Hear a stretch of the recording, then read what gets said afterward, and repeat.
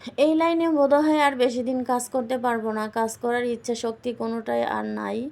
তো আসসালামু আলাইকুম গাইজ, দেশ এবং দেশের বাইরে যে যেখান থেকে ভিডিওটি দেখছেন বা দেখবেন, আশা করি সবাই ভালো আছেন, সুস্থ আছেন, পরিবার নিয়ে আলহামদুলিল্লাহ আমিও বেশ ভালো আছি। 2 বালতি কাপড় ভিজাইতেছি মা মেয়ের, কারণ বাড়িতে গেছিলাম, অনেক কাপড় চোপড় হয়েছে। কাপড়গুলো ভিজে এখানে রান্নার জন্য রেডি করে নিচ্ছি। গিলা রান্না করব আজকে মুরগির। তো আমার কিন্তু মুরগির গিলা খেতে অনেক বেশি ভালো লাগে। তো শুধু পরিষ্কার করেই নিয়ে এসেছি, আমি একটু কেটে কেটে টুকরা করে তার রান্নাটা বসিয়ে দিচ্ছি। তো এখন ইদানিং আগে তো সয়াবিন তেল খেতাম, এখন সরিষার তেল খাই। তো সরিষার তেলের খাবার একটু অন্যরকম লাগে, সয়াবিন তেলেরটা আর কি অন্যরকম, তো দুইটা দুই রকম লাগে আর কি।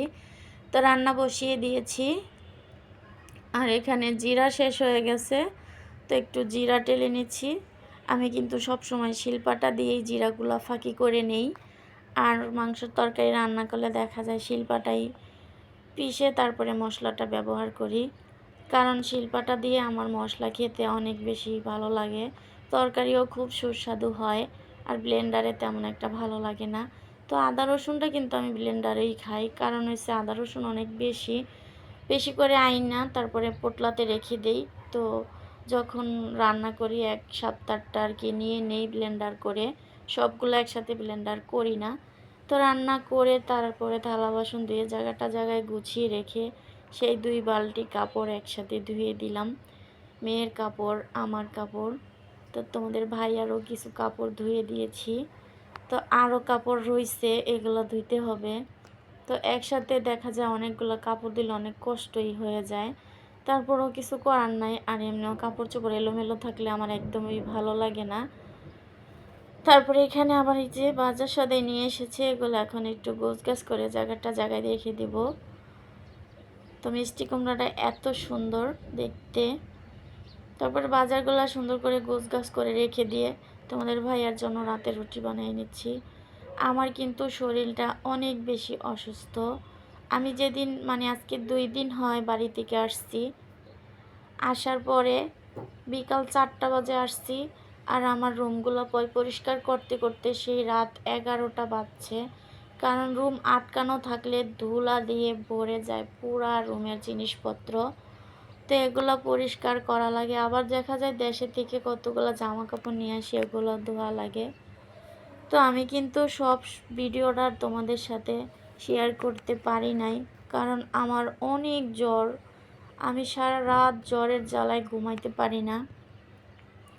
আমার ছোট মেয়েটারও জ্বর, আমার ছেলেরও জ্বর, আমার মা ছেলে 3জনেরই জ্বর আর কি, মাথা ব্যথা। আমার 104 জ্বর, প্রচুর পরিমাণ জ্বর। তো এগুলা নিয়েই আর কি কিছু কিছু কাজ করি, আর তোমাদের সাথে একটু একটু শেয়ার করি, কারণ এই লাইনে কাজ করি। এই লাইনে তো কাজ করলে দেখা যায় সব সময় হাজিরা দিতে হয় চাকরির মতো, না দিলে চ্যানেল একদমই ডাউন হয়ে যায়। তো ছেলের 1 বালতি কাপড় ভিজিয়ে দিয়ে তারপরেই তো এখন নিরামিষটা আবার বাগার দিতে আসছি। রান্নার ফাঁকে ফাঁকে অনেকগুলো কাজই করে নিচ্ছি। মাছের মাথা ভুনা করলাম টমেটো দিয়ে, আর নিরামিষ রান্না করতেছি। তো নিরামিষটা হয়ে গেছে, আমি লাস্টে বাগার দিয়ে দিলাম, দিয়ে ধনিয়া পাতা দিয়ে এখন নামিয়ে নেব। এখানে মাছ ভুনাটাও হয়ে গেছে, জিরা ধনিয়া পাতা দিয়ে নামিয়ে নিব। তো এই লাইনে কাজ করার ইচ্ছা শক্তিটা কেন নষ্ট হয়ে গেছে সেটা তোমাদের সাথে শেয়ার করলাম, কারণ অনেকেই দেখি সাবস্ক্রাইবার করে আবার আনসাবস্ক্রাইবার করে দেয়। ভাই, এই কাজটা কেন করো? মানুষকে কি নিঃস্বার্থভাবে একটু ভালোবাসা দিতে পারো না? আমি যদি তোমাকে ভালোবাসা দেই, তুমি কি আমাকে একটু ভালোবাসা দিতে পারো না? আর না হয় তুমি আমাকে দিলে, আমি তোমাকে নাই দিতে পারলাম। আমি কিন্তু এখন একটা সিস্টেম আছে, কে ভিডিওতে সাবস্ক্রাইবার করে কে না করে এটা কিন্তু সুন্দর মতো দেখা যায়।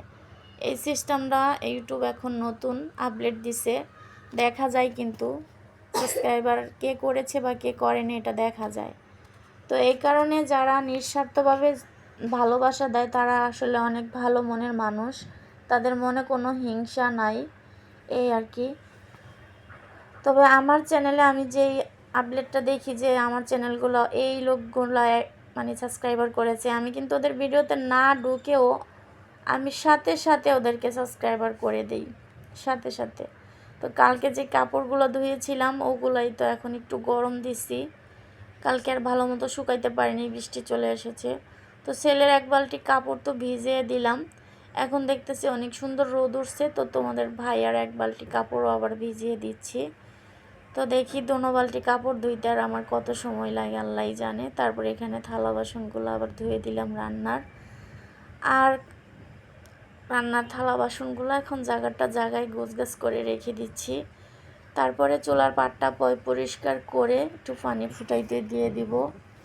আর আজকে কয়েকদিন যাবৎ বললাম তো তোমাদেরকে আপুরা ভাইয়ারা, আমি কিন্তু মানে কোন জায়গাতে ভিডিও করছি ঠিক আমি নিজেও জানি না, একটু করে ক্লিক করে রেখে দিয়েছি যাতে তোমাদের সাথে আমি একটু শেয়ার করতে পারি আর কি। কারণ আমার মন মানসিকতা শরীর এতটাই খারাপ। তো এই কাপড়গুলো 2 বালতি আমি ধুইতে আমার এমন জ্বর উঠছে, কি আর বলবো তোমাদের সাথে।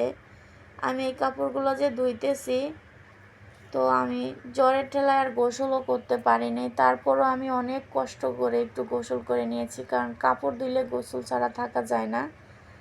তারপরে দেখো কাপড়গুলো নেড়ে দিয়ে আমি কোনো রকম একটু গোসলটা করে সেই খাতা নিয়ে শুয়ে পড়েছি। রাতে আবার আমার 104 জ্বর আইছে, তারপরে ওষুধ খাইছি, জ্বর তো কোনো মতেই থামতেছিল না। তারপরে তো ডোজ দিছিলাম।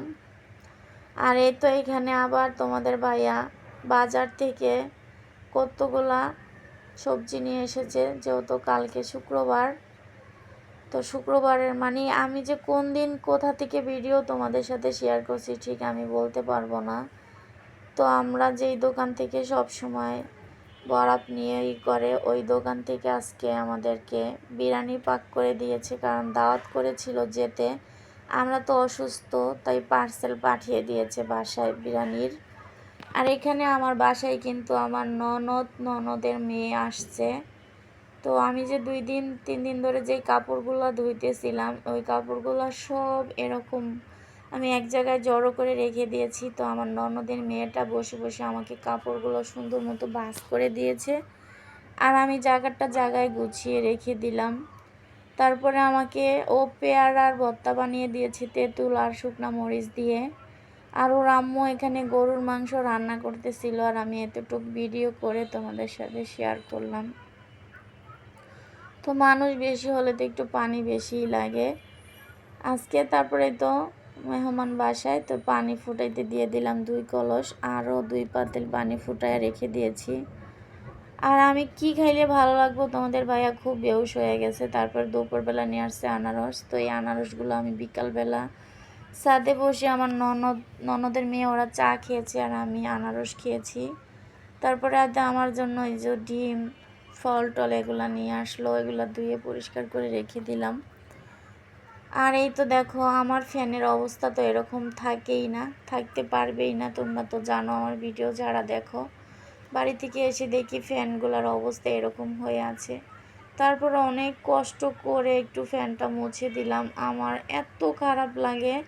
তারপরে আমি একদম শরীর অসুস্থ থাকলেও নার্ভাস হয়ে যায় না, শরীরের শক্তি রেখে জোর নিয়ে কাজ করি। ভিডিওটা আজকের মতো এ পর্যন্ত ছিল, ভালো থাকবেন, আল্লাহ।